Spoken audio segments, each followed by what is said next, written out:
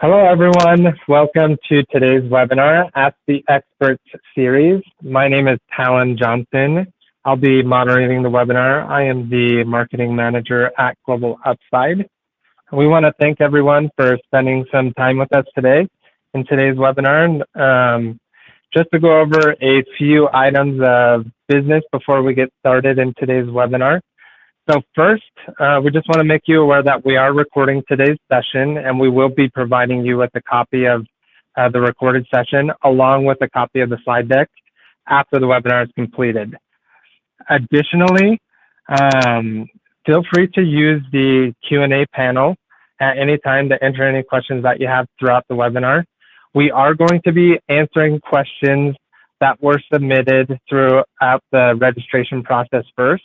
And if there's time at the end, we will answer any questions that were asked throughout the actual webinar, the live event. And if we're not able to get you an answer during the live event, we will respond to you via email over the next couple of days. So, and then we also just want to encourage you to share any comments and feedback and questions that you may have with us via email.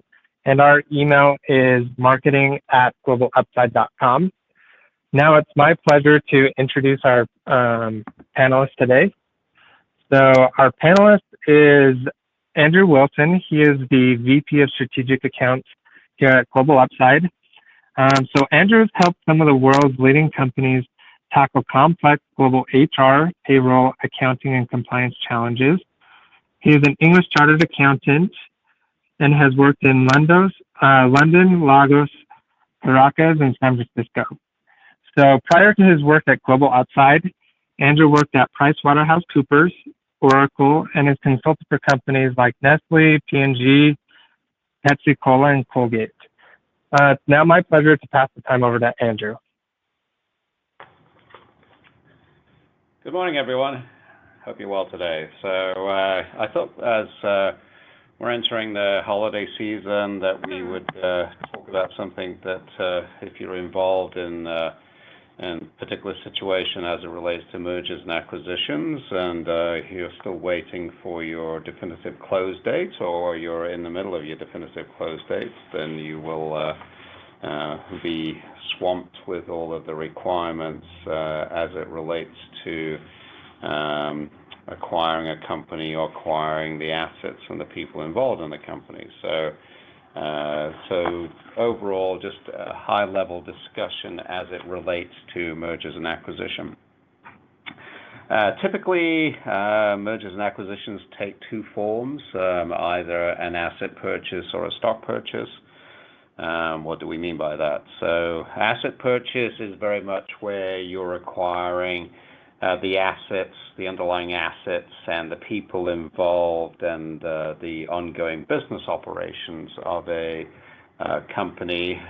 So you're not doing anything as it relates to their legal structures. You're actually buying the physical assets, and you're offering to employ the people involved in that functioning business, and really bring them over and set up a whole new environment from a legal and tax structure standpoint to facilitate the ongoing operations of that business. Stock purchase is actually when you're acquiring the legal entity or entities involved in running that business. So typically a holding company with subsidiaries if they're operating multiple lines of business here in the States or if they're operating in different countries. And really from that perspective, it does make it a lot easier because you can bring them over typically with the existing operations, be it from a payroll, human resources, benefits, accounting, and tax standpoint.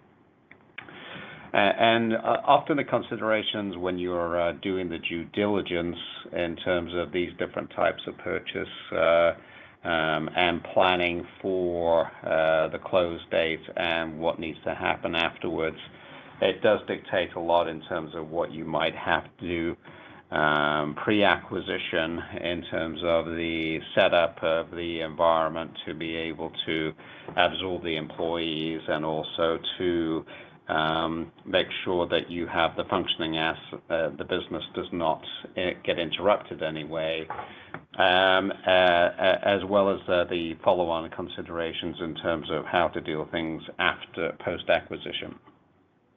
So in terms of an asset purchase, what you're looking at typically is that you don't have any legal entities, so you don't have the structures from a legal and a tax standpoint that have been employing the individuals, have been providing the payroll, the human resources, the statutory benefits, the supplemental benefits, and you need to anticipate what are you going to do from that perspective in terms of how you're going to absorb them, especially as you typically have very limited time frames to be able to obviously set up all of this structure in advance.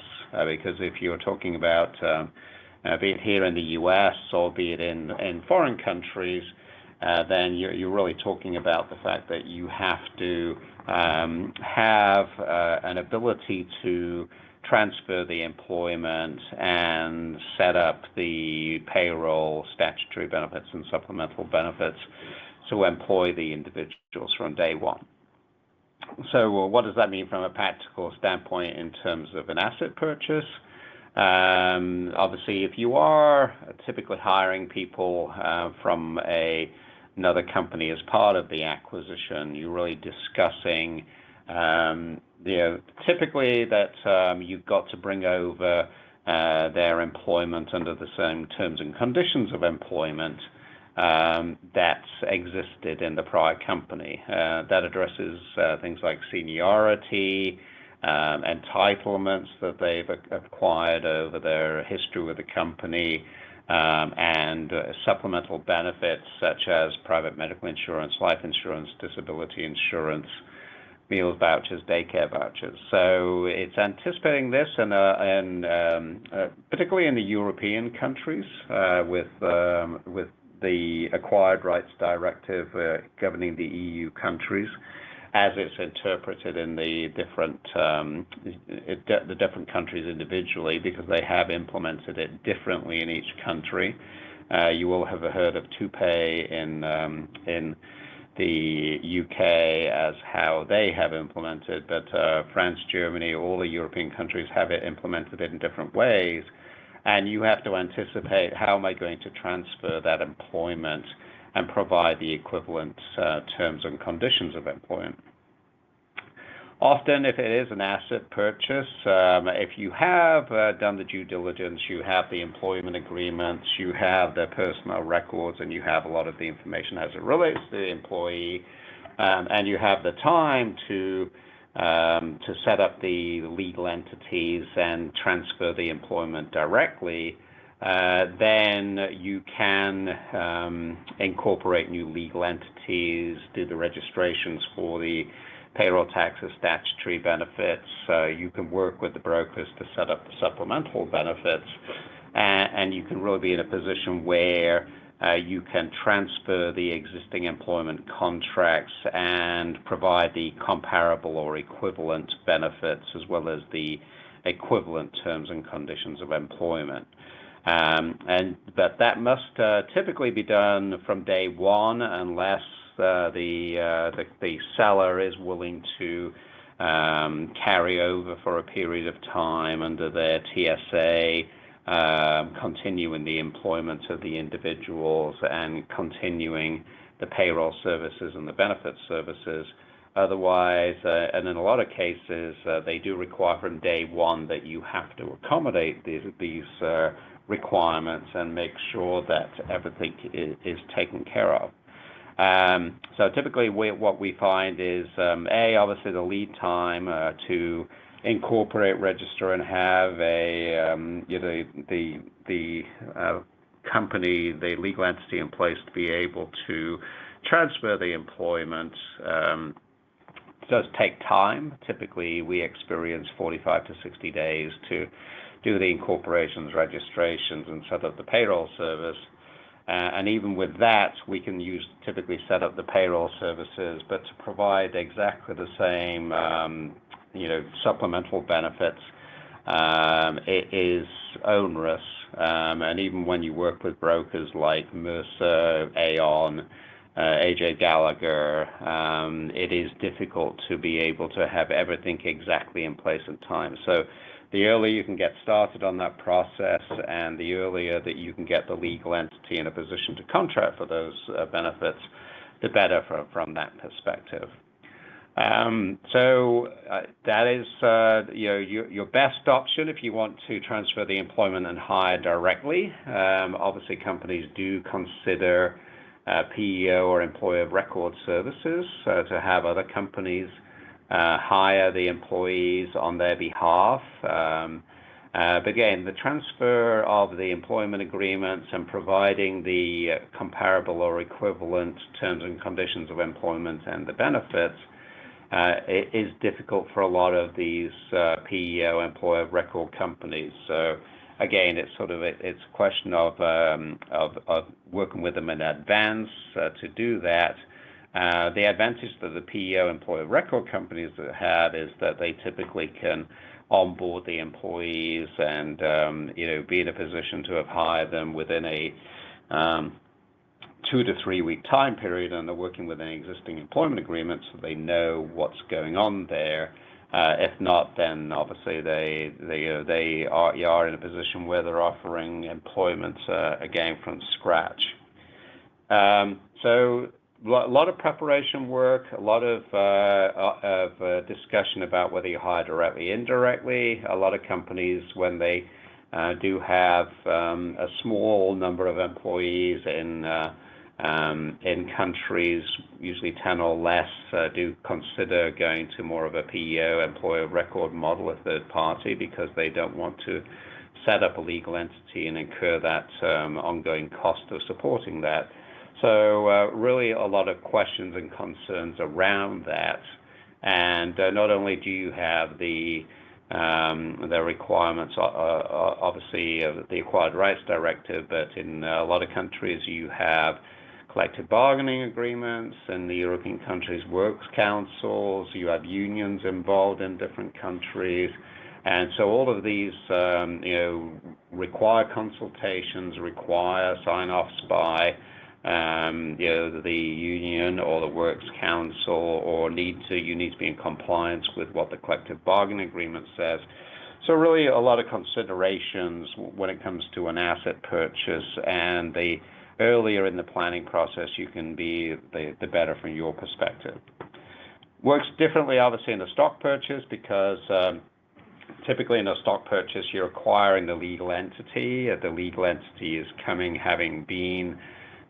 already employed the individuals, having made sure that they're bringing everything across and there's no disruption to the employment from an employment law perspective. But again, you still need to make sure that from a payroll standpoint and a benefit standpoint that you have the comparable or equivalent benefits in terms and conditions of employment to make that happen.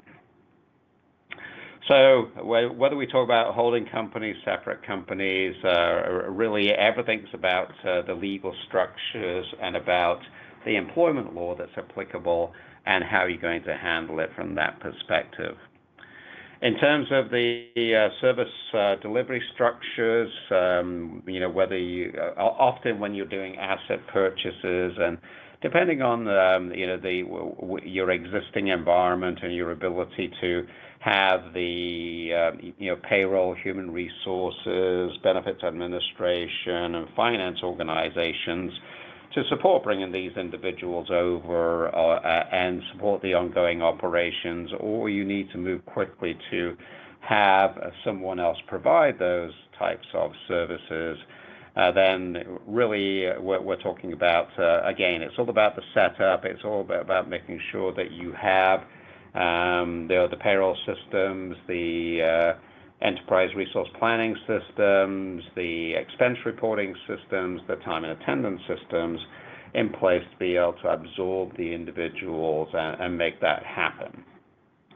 So a lot of, again, pre-planning, a lot of setup and ability for, not only in the employees coming over, but if you are acquiring a business and you want to ensure that no operations are disrupted, then you want to make sure that you have the ability for your systems to track inventory, to be able to issue sales orders, invoice customers, make sure everything's done appropriately in terms of the support, as well as obviously the payroll operations, and then the benefit plans are in place and they're being administered. The one area that is typically, when you come to these larger transactions, that does cause problems is immigration. It's typically easier with a stock purchase because you're saying from a stock purchase standpoint that you are in a position where if there's a work permit or a visa or an employment pass associated with the legal entity being acquired, that usually you have that ability to bring over the work permit, a visa, or employment pass and continue the existing employment structure to make sure that the immigration qualification of the person's right to work in the country is not disrupted. However, in even those cases, if there's a transfer of ownership and there's a determination that it's significant enough, then they can disqualify the work permit or visa. In the asset purchases, if you are standing up new legal entities and there is a requirement to bring over people who have work permits and visas, then often not only do you need to incorporate legal entities and register them, but then you have to apply for immigration sponsorship licenses, and only after that typically can you start applying for work permits and visas. So again, this is where your transaction services agreement comes into place in terms of often to deal with these situations. You will ask the seller if they can carry the people for a period of time and allow them to continue to work and be employed by them under their existing visa structure until such time that you are able to obtain a new visa under the new legal entity and make that happen. So I think in terms of, we've discussed to some extent the payroll and benefits. Obviously, if you are setting up new payroll and benefits, again, if you can get, if you've done the due diligence, you have the employment agreements, the payroll records, if you have the payroll registers of actual payroll that's been made for, so certainly for the prior period, as well as in some countries up to 2 to 3 years of payroll records, because you have to potentially have the records available to go through an audit, then having those structures is great assistance to you when you're setting up, because obviously you have to set up new company master files in the payroll system. You have to set up new employee master files with the employees' personal information as it relates to their names, addresses, tax IDs, social security IDs, bank account information. And with the new GDPR requirements, as well as privacy laws that are being introduced into a lot of different countries, you have to pay attention to this in terms of how you gather in the information and how you move forward in terms of making sure that nothing is exposed as it relates to the employee data as you set up the payroll systems. Similarly, in terms of the benefits, you're onboarding them, you're assisting with that, so you have to have the secure environments to be able to gather the information for the benefits, and then you typically need the help with explaining the options to the employees, and then helping them fill out the options in terms of what they need to do to be able to obtain those benefits. So again, it's all a question of making sure you have the accuracy, the speed to be able to set up these systems quickly, onboard the employees, and make sure that they do get paid correctly and accurately, and they do get their benefit sign-ups done and are entitled to the benefits as they move forward. We discussed a little bit about the rehire to the new legal entity. As I said, the optimum, because you really don't want to, you want to be able to transition the existing employment agreements over to the new company. We have been in situations where there has been an inability because of the timing on the legal entity or because of the country's law requirements that we have had situations where we've had to have the seller terminate the employment of the contract and then go through a rehire situation with the new company legal entity that you're forming. So it does vary from country to country. It is optimal if you can transfer the existing employment contract because then there's no disruption to the employment and there is no there's no real capability for the employee to come and contest that they weren't rehired correctly. And so there is certainly from that perspective, it's not optimum if you do have to go through it. Plus, it's very expensive, obviously, to terminate the employment, pay all the severance out of a lot of these employees, and then rehire them in terms of that because they have the entitlements. If you do interrupt the employment, then at a minimum the statutory severance amounts apply. Or the redundancy amounts. At a maximum, there may be policies that have been in place or prior history that entitles the employees to substantially bigger payouts as they go through this transition of employment.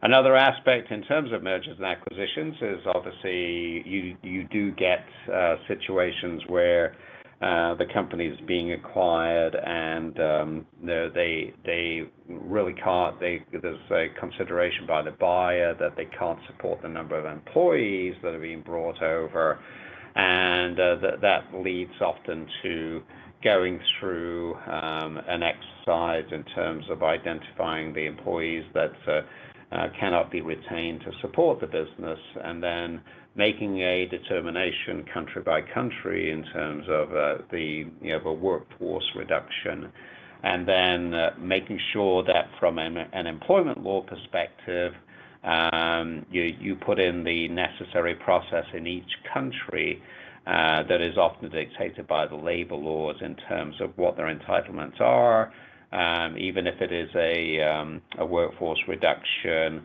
And it's explainable in terms of the acquisition of the new business and the need to downsize, but you have to go through and make sure that you follow the process religiously. You don't create an exposure that you haven't done things correctly in accordance not only with the labor laws of the country, but also the terms and conditions of the employment contracts.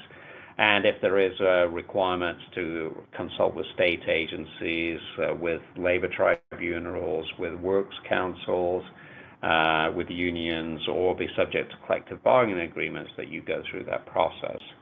So every country becomes a unique process. You need to do the pre-planning. You need to brief the managers who are involved, as well as the human resources and legal counsel involved, and be in a position to be prepared for the reactions of the employees and what might happen. And then finally, we talked a bit about the systems and the ongoing support, but obviously you get into situations where you are, even if you are doing a stock purchase or an asset purchase and you're bringing over a business, it may have completely relied on the seller's infrastructure to provide the day-to-day maintenance, ongoing support, and you do want to try and consolidate everything into your existing corporate infrastructure and systems from day one if you can. So everything's about planning in terms of how you're going to set up the business as well as the employees in the existing environments, or whether you're going to have a transition plan over a period of time and bring it over on a gradual basis, again with the objective that you're maintaining an ongoing business that is generating revenue, is generating profits, and is employing a lot of people. So the underlying infrastructure requirements in terms of systems and process need to be, planned and executed very diligently to make sure that there is there's no impact to the business as you bring it over. So that's kind of like a high level from a mergers and acquisitions standpoint. I think in terms of obviously we discussed in terms of the employment law, as we discussed, typically most of the workers are subject to employment agreements. We have been through a lot of situations where, we know there's employment agreements, but we have not been provided them by the seller, which makes life difficult, especially bringing over the same terms and conditions of employment. However, you do need to be cognizant of that there must be some basis for the employee being hired internationally in the first place. You are subject to works councils and collective bargaining agreements. There are a lot of work time regulations, and they're becoming more onerous in Europe now, with the recent requirement to track all employees from 2019 onwards in terms of whether they, even if they're salaried, whether they are working beyond the required work week time and how they're being compensated. You definitely need to go through all the hire and exiting and termination process as we discussed. And then obviously statutory benefits are typically mandatory that you can't, there's really not a lot of options in terms of providing the comparable equivalent benefits, but the supplemental benefits, there's lots of options. And in some cases, it's difficult even with global brokers to be able to provide exactly the same types and terms and conditions in terms of the benefits being brought over. From a company law compliance standpoint, obviously, if we're bringing over existing legal entities, there may be requirements to change registered offices. Some countries do require local nationals act as resident directors. So do we need to change the resident directors out, appoint new people in terms of that?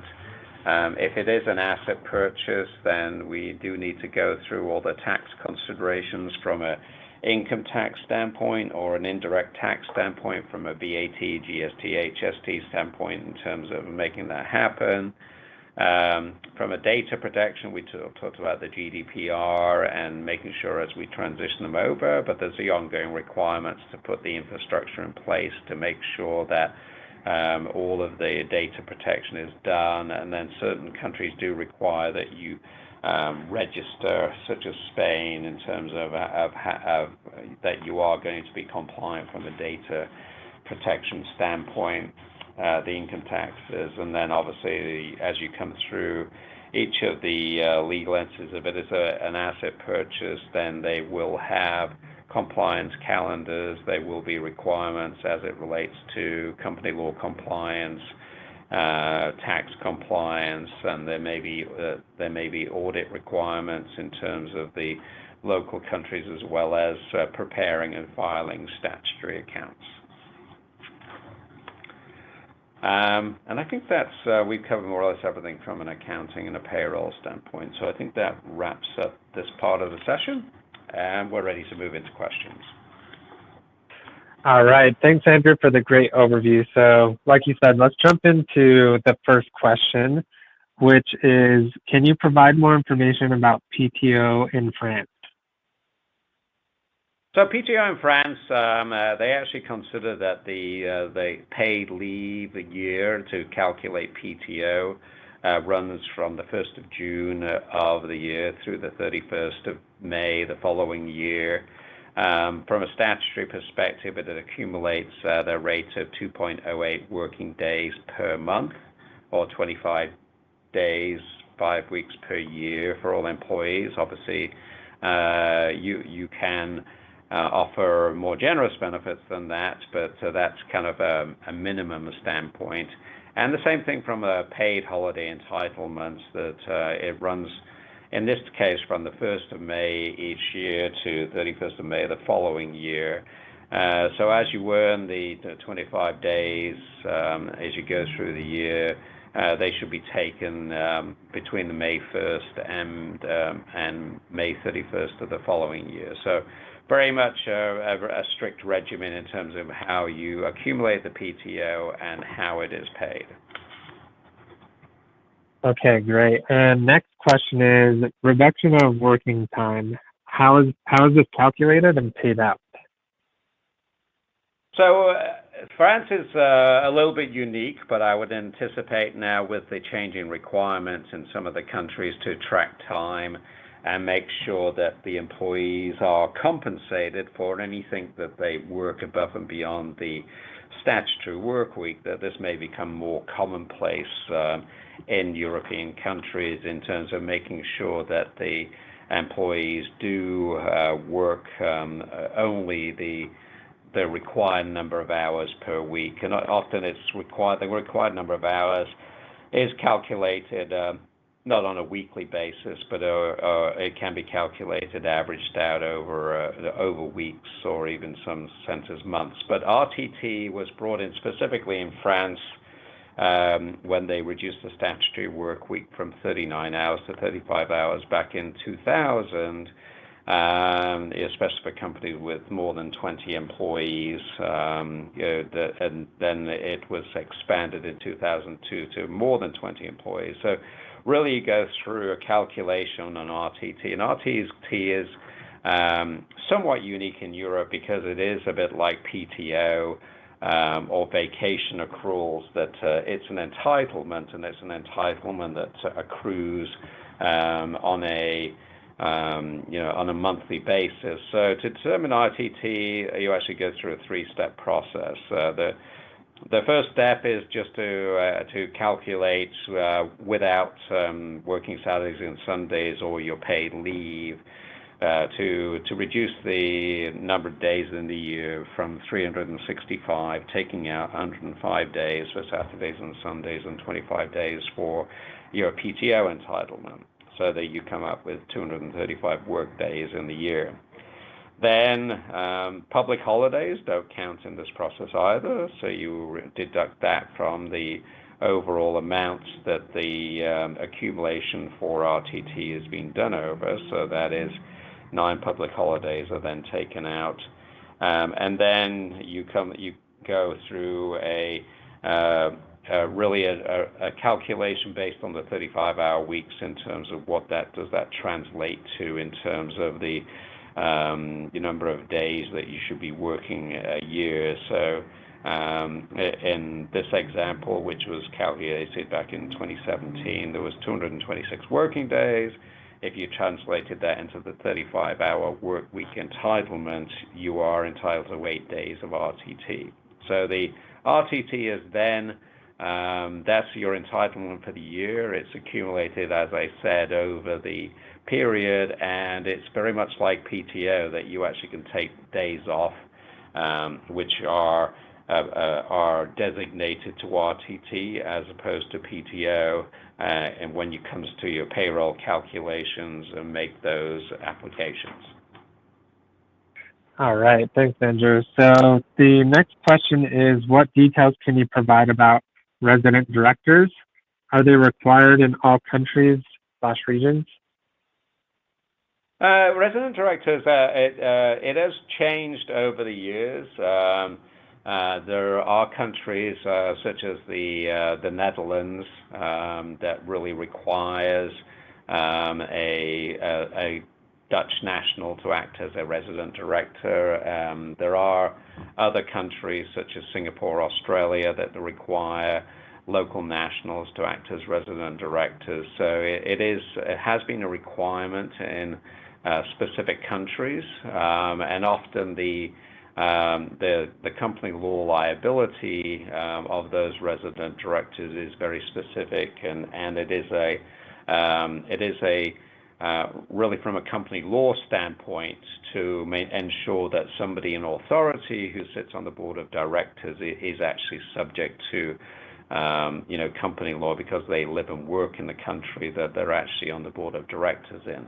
There are countries that have kind of an interim situation, such as Ireland and Norway, where that you can be an EU citizen and you can act as a local representative. But local, it's kind of something that's gone away in a lot of countries, but there are in some of the countries, because they do have these requirements, and they do want someone to take responsibility from a legal and tax standpoint for the legal entity who actually can be held liable in those countries. And often in those countries you are required to provide those resident directors with directors and officers insurance for any situations that may arise. But they're definitely still out there, and even in countries like Argentina and Brazil. I think Brazil has a requirement to have 3 local nationals acting as in various roles as both resident directors and company representatives. So again, it's a requirement. You do have to have a local national, and it is preferable in a lot of these countries that the resident director does have at least some company law background and has been a director and officer before, because it does come with it having certain liabilities associated with the position. Okay, great. So the next question is, could you provide information on the European GDPR compliance regulations for U.S. companies? So the GDPR regulations, as they were implemented in the EU back in 2016, are very specific to European citizens. So anyone that lives and resides and works in the EU has entitlements under GDPR to have their data protected, and also has the ability to dictate to companies what they don't want their information actually used in certain circumstances, and they want to opt out. So from a U.S. company standpoint, you are required, if you are employing individuals in European countries, or specifically the EU countries, that you are required to ensure that their data is protected, and that you have policies associated with that, and that you are required to report any breaches of those particular requirements. And a lot of companies have taken out insurance to compensate in terms of potential breaches. But any individual, if their information is disclosed or breached in any way, can report it to the commission, and the company can be subject to being fined, as well as the individual can hold the company liable for the amounts involved. All right. Okay, next question is, how do you determine collective bargaining agreements in EMEA countries with regards to employers' requirements? So length of probation, notice, etc. So it depends on the country. Some countries, such as France, when you actually incorporate a legal entity and register it, you're required to elect the industry that you're going to operate in, and all industries are typically subject to specific collective bargaining agreements, which will define such things as terms of employment and entitlement to statutory and supplemental benefits. So in that particular case, the company has to elect as soon as you have incorporated the legal entity. Others, it's more from the perspective that you're classified under a certain collective bargaining agreement, or the workers that you are hiring are hired subject to collective bargaining agreements that are associated with their profession. But often the collective bargaining agreements are industry specific, and they're very specific in terms of their types of, as I said, the terms of employment, the benefits entitlements, even the vacations, leaves. So very specific in terms of being almost an extension of the employment agreement. All right. And then how do we handle unused vacation hours at year-end in EMEA countries? For example, allow a set period of time to use or just cancel them? Are there any notice requirements? So it very much depends on the country. Obviously, to some extent, your company policy, you can modify it, but there are usually statutory requirements which vary from country to country. For instance, in the UK, you're allowed to carry forward a balance of unused vacation, typically on a calendar year basis, but there's a requirement that you use it by March 31st of the following year. In Spain, you're allowed to carry forward a balance, but it is subject to being used within the following year. So very much varies country to country. I would recommend consulting with a legal counsel to make sure that your company policies are appropriate in each of the countries, because it is something that does vary very specifically, and it also means that it affects the way that you're accruing and taking vacation, and often you're required to notify the employees about when they're about to lose vacation. Okay, and next question. In what European countries does time worked need to be reported for salaried employees? As I said, now the laws have changed. There was a case against Deutsche Bank in Spain in 2019 that very much addressed the requirement that people made claims that they were working more than the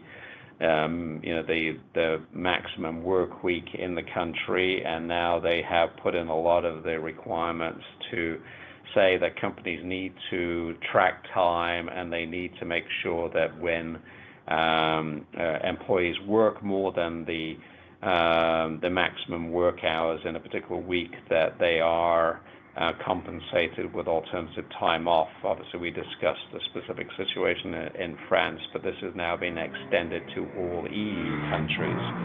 So really, from that perspective, there is a requirement that's come in for EU countries in terms of tracking time and making sure that if they do have maximum work weeks, be it applied on a work week basis or an average time taken on a month basis, but there are now requirements to make sure that you are tracking time and attendance of employees and ensuring that they are, they're not working more than the maximum time, or they're being compensated appropriately. All right. And the next question, what benefits are required to be provided by a company operating in Japan?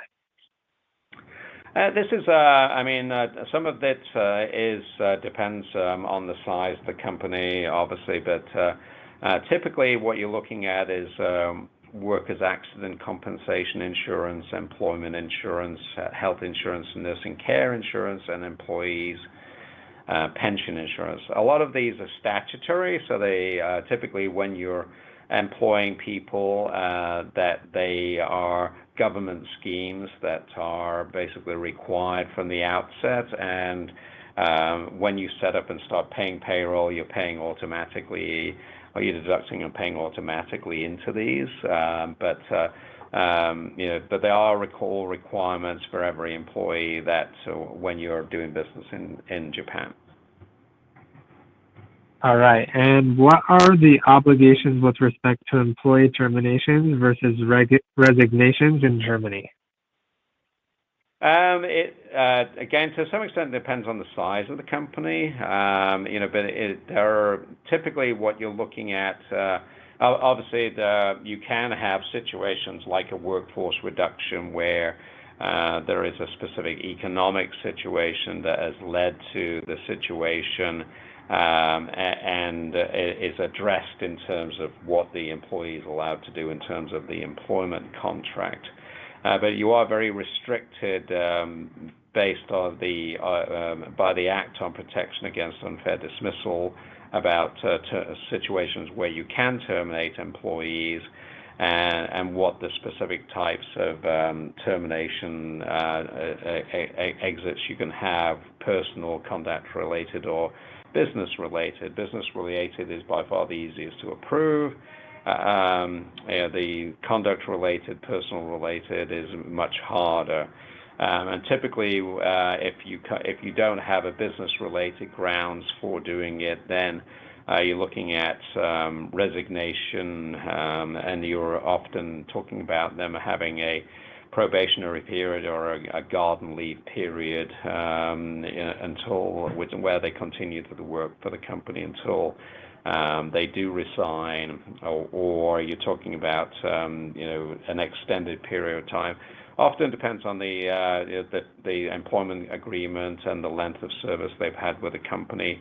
But often it's dictated in terms of how you can come up with an agreement with the employee about them resigning and what additional compensation you're going to offer for that resignation. What is the 13th month requirement in Brazil? There's actually a 13-month requirement in most, I would say, Latin countries, because you actually could define that as being places like Mexico, Brazil, Argentina, Spain. So a lot of the concept came around of having a 13-month because it was considered to be a Christmas bonus. And it was a way of providing employees with additional compensation during the Christmas holiday, to provide for presents and additional benefits there. Some countries have now split that into 2 installments. So now they actually have a 14-month concept out there. But in terms of the 13-month salary in Brazil, which is still to some extent referred to as a Christmas bonus, it's divided into 2 installments. It's paid on February 1st and November 30th. The first one on that time, and then the second one on December 20th. And it's very much a way of giving them additional compensation to make sure that they can make it a great time for their families and making that happen. All right, great. And so that's all the questions that came through the registration process. And it does look like we've hit our time for the webinar today. So Andrew, I want to thank you for your time today and your insights that you gave us. And I want to thank all of the attendees who were able to come today as well. We appreciate your time as well. Just as a reminder, you can email us directly at info@globalupside.com or at marketing@globalupside.com, and we can answer any additional questions that you may have there. Our phone number as well is 408-913-9130, so you can give us a call there if you want to talk to us directly.